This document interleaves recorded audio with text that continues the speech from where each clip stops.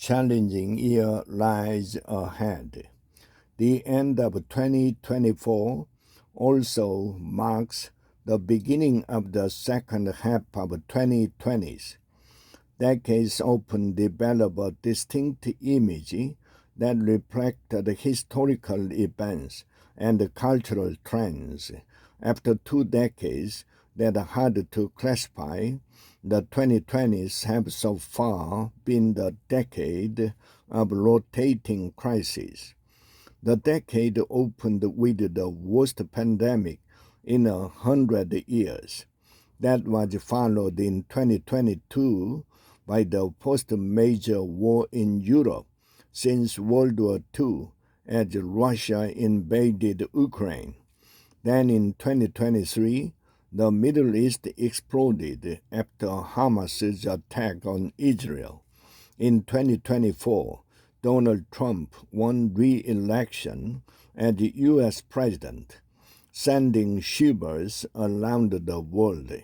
In South Korea, Yoon Suk-yeol's declaration of martial law and subsequent impeachment had sent one of Asia's leading democracies into its most serious political crisis in decades.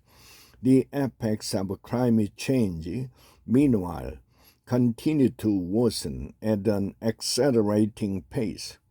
Things could change in 2025 as crisis fatigue forces talk of a way out.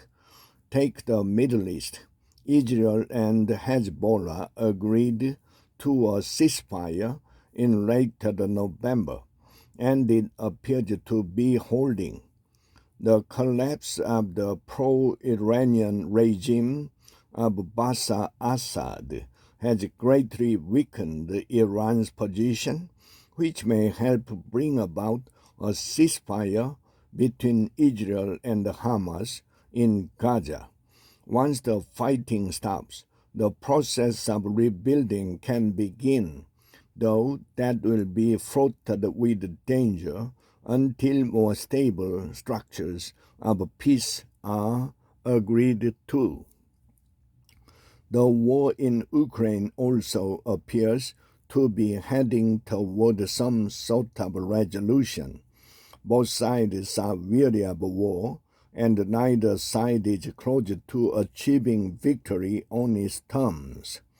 Donald Trump and his MAGA Republicans have threatened to end U.S. aid to Ukraine, but do not want to see Ukraine collapse on their watch.